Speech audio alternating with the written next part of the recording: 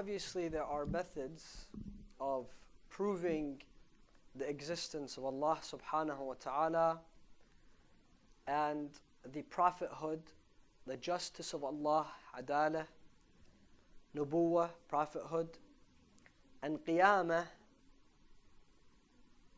the day of judgment, the day of reckoning, life after death, and imamah and nubuwah are also proven in the same manner through logic, through reason. Therefore, we would not need the Quran, or we would not need hadith in order to convince anyone that Allah exists, or we are in need of a book called the Quran, or the Holy Bible, or the Old Testament, or the New Testament.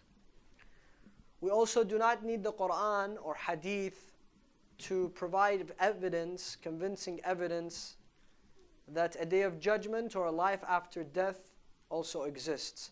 And like I said, the same applies to nubuwah and imamah.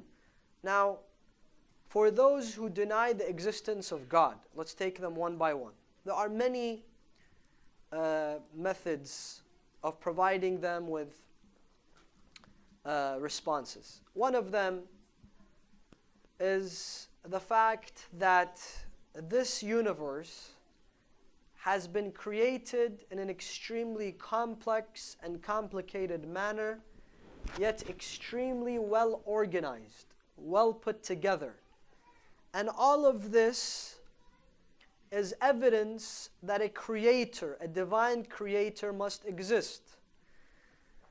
It is not possible, for example, for Mother Nature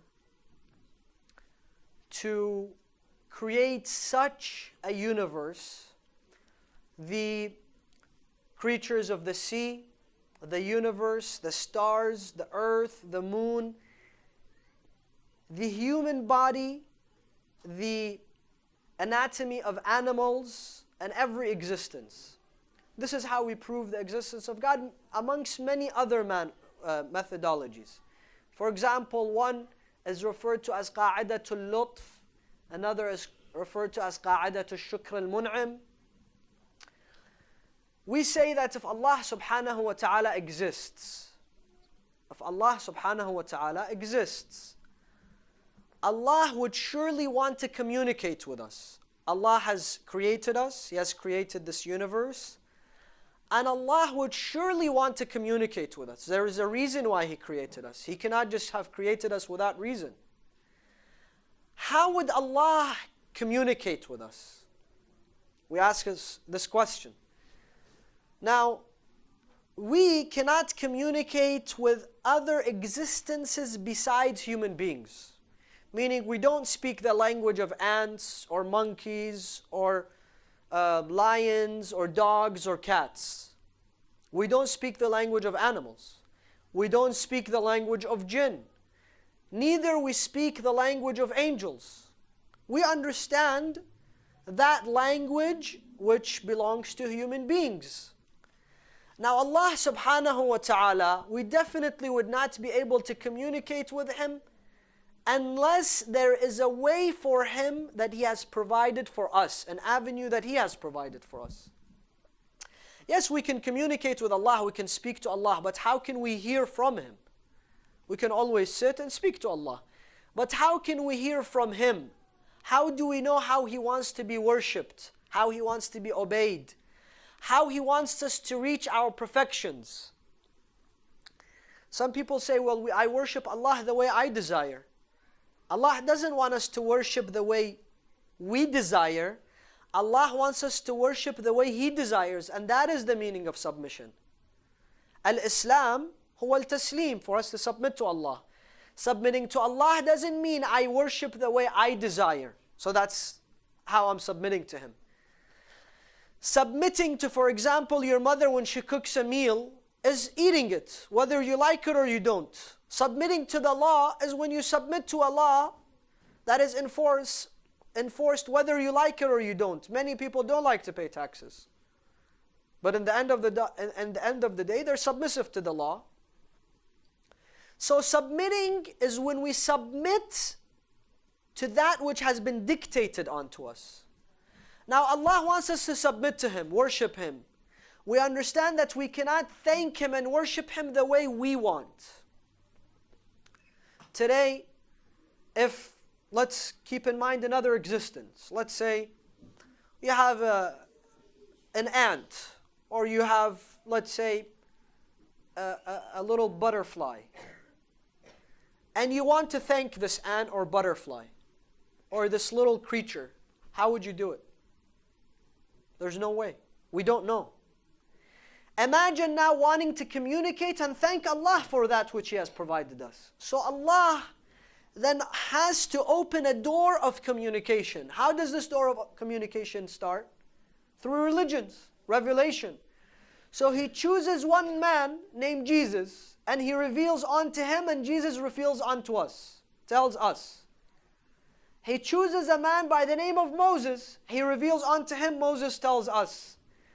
He chooses a man by the name of Noah. He reveals unto him his message, and he comes and delivers the message to us.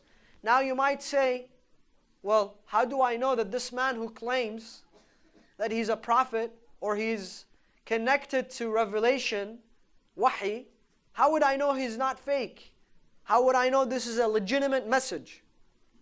Allah provides them with miracles.